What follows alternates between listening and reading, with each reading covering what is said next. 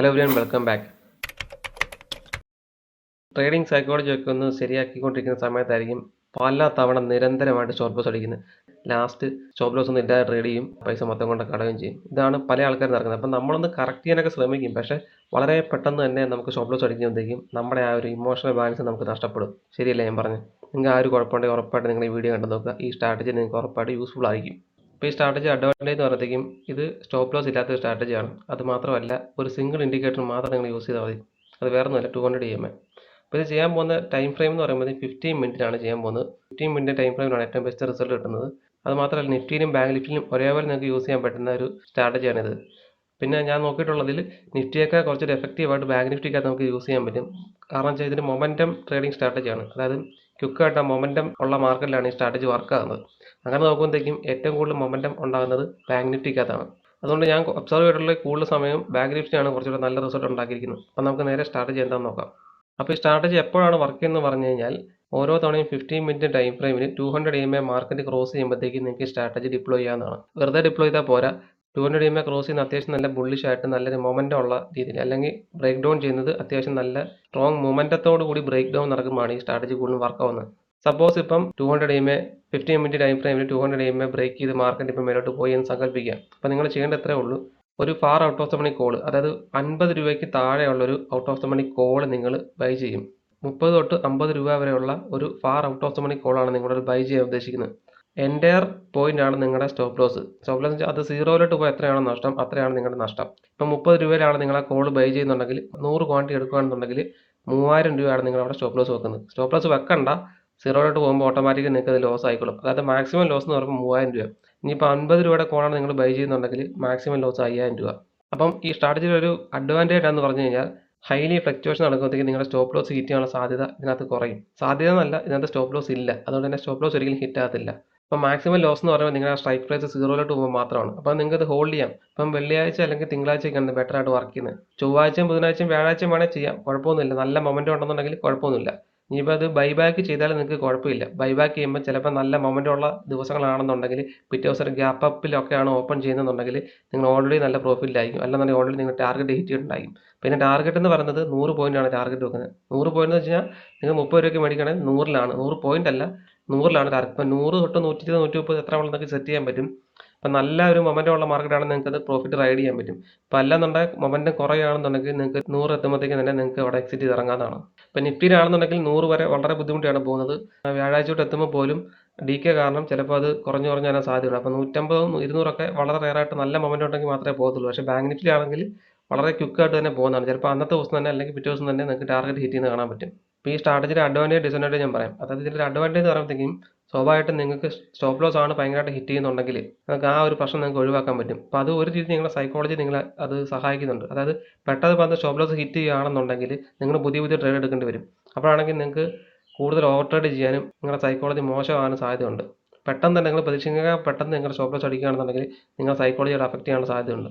അതുകൊണ്ട് ഒരു സൈക്കോളജിക്കൽ കറക്ഷനായിട്ട് നിങ്ങൾക്ക് ഈ സ്ട്രാറ്റജി യൂസ് ചെയ്യാൻ പറ്റും. പിന്നത്തെ ഒരു ഗുണം വെച്ചാൽ നിങ്ങൾക്ക് ഇൻട്രാഡേ ആയിട്ടും ചെയ്യാം, അല്ലാന്നുണ്ടെങ്കിൽ ഡെലിവറി ആയിട്ടും ചെയ്യാം. ഡെലിവറി ആയിട്ട് ചെയ്ത് കഴിഞ്ഞാൽ നിങ്ങൾക്ക് കുഴപ്പമൊന്നുമില്ല. ഇപ്പം ഒന്നിൽ കൂടുതൽ ദിവസം നിൽക്കുന്നതുകൊണ്ട് തന്നെ നിങ്ങൾ കൂടുതൽ ട്രേഡ് എടുക്കേണ്ട ആവശ്യം വരുന്നില്ല. അതായത് ഇപ്പോൾ ഓവർ ട്രേഡ് ഒന്നും ചെയ്യുന്നില്ലല്ലോ. ഉള്ള ട്രേഡ് തന്നെ നിങ്ങൾ പോസ്റ്റ്പോൺ ചെയ്യുകയാണ്. പക്ഷേ അതിനകത്ത് ഓൾറെഡി നിങ്ങൾക്ക് അതിൻ്റെ മാക്സിമം ലോസ് നിങ്ങൾക്ക് അറിയാം. അതുകൊണ്ട് നിങ്ങളുടെ ടൈം കൂടുതൽ എടുക്കുന്നതുകൊണ്ട് തന്നെ നിങ്ങളുടെ സൈക്കോളജി അവിടെ അത്യാവശ്യം കറക്റ്റ് ആകുന്നുണ്ട്. അപ്പോൾ അതാണ് ഇതിൻ്റെ ഒരു അഡ്വാൻറ്റേജ്. പിന്നെ ഡിസഡ്വാൻറ്റേജ് എന്ന് പറയുമ്പോഴത്തേക്കും ഇതിനകത്ത് 30 രൂപയുടെ 50 രൂപയുടെ കോൾ എടുക്കുന്നുണ്ടെങ്കിൽ 3000 രൂപ അല്ലെങ്കിൽ 5000 രൂപയാണ് നിങ്ങളുടെ സ്റ്റോപ്പ് ലോസ്. പക്ഷേ അതൊരു വലിയ സ്റ്റോപ്പ് ലോസ് ആയിട്ട് നിങ്ങൾക്ക് കണക്കാക്കേണ്ട കാര്യമില്ല. കാരണം നിങ്ങളിപ്പോൾ ഒരു ട്രേഡ് എടുത്തു 30 രൂപയ്ക്കാണ് ഐഡിയൽ ആയിട്ടുള്ള ശരിക്കും പറഞ്ഞാൽ നിഫ്റ്റിയിലൊക്കെ സ്റ്റോപ്പ് ലോസ് എന്ന് പറഞ്ഞത്.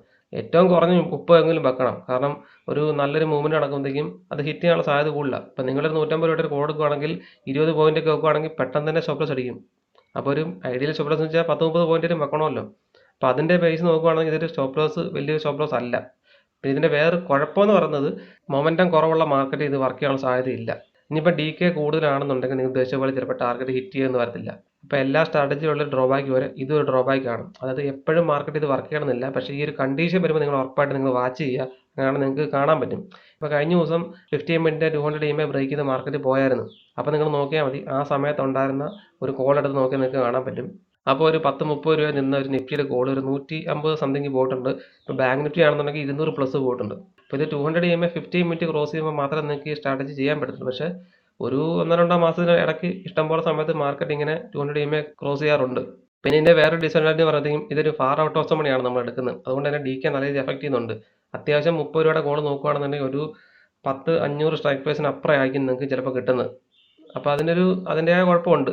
മൊമെൻ്റം ഉണ്ടെങ്കിൽ മാത്രമേ ഇത് വർക്ക് ചെയ്യത്തുള്ളൂ. ഇപ്പം നിങ്ങൾ ഇതുപോലത്തെ സംഭവം വരുവാണെന്നുണ്ടെങ്കിൽ നിങ്ങൾ ഉറപ്പായിട്ട് ഒബ്സർവ് ചെയ്യുക. ഡയറക്റ്റ് ചാടിക്കഴിഞ്ഞ് സ്ട്രാറ്റജി ഡിപ്ലോയ് ചെയ്യാതെ നിങ്ങൾ 1-2 തവണ ഇതൊന്ന് ഒബ്സർവ് ചെയ്യുക. ഇപ്പം നിങ്ങൾക്ക് ഡിപ്ലോയ് ചെയ്യണമെന്നുണ്ടെങ്കിൽ വേണമെന്നുണ്ടെങ്കിൽ വളരെ കുറച്ച് ക്വാണ്ടിറ്റി വല്ലതും എടുത്തിട്ട് നിങ്ങൾക്ക് ട്രേഡ് ചെയ്ത് നോക്കാവുന്നതാണ്.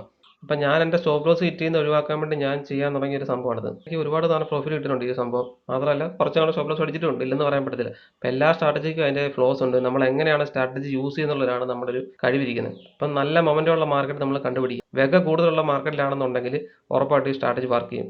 ഇപ്പോൾ തീറ്റയാണ് കൂടുതലുണ്ടെങ്കിൽ, അതായത് DK ആണ് കൂടുതലുണ്ടെങ്കിൽ ഉറപ്പായിട്ട് ഇത് വർക്ക് ചെയ്യാനുള്ള സാധ്യത കുറവാണ്. അപ്പം നിങ്ങൾക്ക് ഇത് ചെയ്യാൻ പറ്റുന്ന കാരണം വെച്ചാൽ ഇത് ഒബ്സർവ് ചെയ്ത് നോക്കുക. ഇപ്പം നിഫ്റ്റിക്കകത്ത് ബാങ്ക് നിഫ്റ്റിക്കകത്ത് ഇത് യൂസ് ചെയ്യാൻ പറ്റുന്നത്. അതുകൊണ്ട് നിങ്ങൾ ഉറപ്പായിട്ട് ഒബ്സർവ് ചെയ്ത് നോക്കുക. പിന്നെ എല്ലാവർക്കും ഇഷ്ടപ്പെടുന്ന സ്ട്രാറ്റജി ആയിരിക്കുമല്ലോ ഓപ്ഷൻസ് ആണ് സ്ട്രാറ്റജി എന്ന് പറഞ്ഞത്. അപ്പം ഇതൊരു സ്റ്റോപ്പ് ലോസ് ഇല്ലാത്തൊരു സ്ട്രാറ്റജിയാണ്. അതാണ് ഏറ്റവും വലിയ ബെനിഫിറ്റ് എന്ന് പറയുന്നത്. സ്റ്റോപ്പ് ലോസ് ഹണ്ടിങ് ഒഴിവാക്കാൻ വേണ്ടി, സ്റ്റോപ്പ് ലോസ് ഹണ്ട് ചെയ്ത് നമ്മുടെ സൈക്കോളജി തകർത്ത് കളയാതിരിക്കാൻ വേണ്ടിയുള്ളൊരു സംഭവമാണിത്. അപ്പം ഇതിൻ്റെ അഡ്വാൻറ്റേജ് ആണ്. നിങ്ങൾ ഉറപ്പായിട്ടും ഒന്ന് വാച്ച് ചെയ്ത് നോക്കുക. വാച്ച് ചെയ്തിട്ട് നിങ്ങൾക്ക് ഇഷ്ടമുണ്ടെങ്കിൽ മാത്രം, നിങ്ങൾക്ക് റിസ്ക് റിവാർഡൊക്കെ അനുസരിച്ച് നിങ്ങൾക്ക് പറ്റുകയാണെന്നുണ്ടെങ്കിൽ മാത്രം നിങ്ങൾ ചെയ്ത് നോക്കുക. അപ്പോൾ ഇതിൻ്റെ ഗുണം വെച്ചാൽ വലിയ ഭാരിച്ച പരിപാടിയൊന്നുമില്ല. സിമ്പിളായിട്ട് നിങ്ങൾക്ക് ഇത് ഒബ്സർവ് ചെയ്യാൻ പറ്റും. 15 മിനിറ്റ് 200 EMA ക്രോസ് ചെയ്യുമ്പോഴത്തേക്കും നല്ല ബുള്ളിഷ് ആയിട്ടുള്ള ഒരു ക്യാൻഡിലോ അല്ലെങ്കിൽ നല്ല മൊമെൻ്റ് ഉള്ള ഒരു മാർക്കറ്റ് ആണെന്നുണ്ടെങ്കിൽ ഒരു ഫാർ ഔട്ട് ഓഫ് ദ മണിയിലെ കോൾ നിങ്ങൾ ബൈ ചെയ്യുക. ഇനിയിപ്പം ബ്രേക്ക് ഡൗൺ ആണ് നടക്കുന്നുണ്ടെങ്കിൽ ഒരു പുട്ട് നിങ്ങൾ ബൈ ചെയ്യുക. ഇതേ സെയിം പ്രൈസ് റേഞ്ചിലുള്ള സിമ്പിൾ. ഇപ്പോൾ ഒരുപാട് ഇൻഡിക്കേറ്റർ ഇട്ട് ബുദ്ധിമുട്ടോ സ്റ്റോപ്പ് ലോസ് ഹണ്ട് ചെയ്യുന്നുള്ള പേടിയൊന്നും വേണ്ട ഈ ഒരു സ്ട്രാറ്റജി ചെയ്യുമ്പോഴത്തേക്കും. അപ്പം ഉറപ്പായിട്ടും നിങ്ങൾ ഇൻട്രസ്റ്റ് ഉണ്ടെങ്കിൽ നിങ്ങളൊന്ന് ഒബ്സർവ് ചെയ്ത് നോക്കുക. പേടിക്കാൻ ഒരിക്കലും പറയത്തില്ല. നിങ്ങൾ ഒരിക്കലും ഒരു സ്ട്രാറ്റജി ഒരാൾ പറഞ്ഞിട്ട് നേരെ ചാടിക്കരുത്, ഡിപ്ലോയ് നിൽക്കല്ലേ. നിങ്ങൾ 1-2 തവണ ഒബ്സർവ് ചെയ്തിട്ട് നിങ്ങൾക്ക് കൂടെ കംഫർട്ടബിൾ ആണെങ്കിൽ മാത്രമേ ഉള്ളൂ ഒരു സ്ട്രാറ്റജി നമ്മൾ ഉപയോഗിക്കാവുള്ളൂ. അപ്പം നമുക്ക് പഠിക്കുന്ന സംബന്ധിച്ച് അങ്ങനെയാണ്. നമുക്ക് സ്വന്തമായിട്ട് ചെയ്യുന്നതിന് മുന്നേ നമുക്ക് 1-2 തവണ അത് മോക്ക് ട്രേഡ് ചെയ്ത് നോക്കാനുള്ള ഒരു മനസ്സൊക്കെ നമുക്ക് വേണം. അല്ലാതെ ഒരാൾ സ്ട്രാറ്റജി പറയുമ്പോഴത്തേക്കും ജാക്ക്പോട്ട് ആണെന്ന് പറഞ്ഞിട്ട് ചാടി കയറി അതിനകത്ത് ചെയ്തിട്ട് കാര്യമൊന്നുമില്ല. യൂട്യൂബ് ആണെങ്കിലും ഏത് മേഖലയിൽ നിന്നാലും നിങ്ങൾക്ക് സ്ട്രാറ്റജി കിട്ടുകയാണെന്നുണ്ടെങ്കിൽ നിങ്ങൾ ഉറപ്പായിട്ടും ഒരു 1-2 മാസം നിങ്ങൾ ആ സ്ട്രാറ്റജി ഒന്ന് വർക്ക് ചെയ്യുന്നതാണോ അല്ലെങ്കിൽ നിങ്ങൾക്ക് അതുമായിട്ട് കംഫർട്ടബിൾ ആണോ എന്ന് അറിയാൻ വേണ്ടി നിങ്ങളൊന്ന് ചെക്ക് ചെയ്ത് നോക്കുക. എന്നിട്ട് ശേഷം മാത്രം നിങ്ങൾ ആ സ്ട്രാറ്റജിയൊക്കെ ഡിപ്ലോയ് ചെയ്ത് നോക്കുക. അതാണ് എനിക്ക് പറയാനുള്ള അഡ്വൈസ്. അപ്പോൾ ഈ ഒരു സ്ട്രാറ്റജി പല ആൾക്കാർക്ക് ഇഷ്ടപ്പെട്ടെന്ന് വിചാരിക്കുന്നു. കാരണം ഓപ്ഷൻസിനകത്ത് സ്ട്രാറ്റജിയാണ് ഷെയർ ചെയ്തത്. ഇപ്പോൾ കഴിഞ്ഞ മാർക്കറ്റ്, അതായത് 18-ാം തീയതി മാർക്കറ്റ് 200 EMA ക്രോസ് ചെയ്ത് പോയപ്പോഴത്തേക്കും അപ്പം ഉണ്ടായിരുന്ന സ്ട്രൈക്ക് പ്രൈസിലെ 30-50 കിട്ടുന്ന സ്ട്രൈക്ക് പ്രൈസ് ഒരു 150-200 പ്ലസ് പോയിട്ടുണ്ട്. നിങ്ങൾക്ക് വേണമെങ്കിൽ ചെക്ക് ചെയ്ത് നോക്കാവുന്നതാണ്. അപ്പോൾ ഇതുപോലെ ഇൻട്രസ്റ്റിംഗ് ആയിട്ടുള്ള വീഡിയോസ് ആയിട്ട് വീണ്ടും കാണാം. അതുവരെ happy trading, happy investing. See in the next video.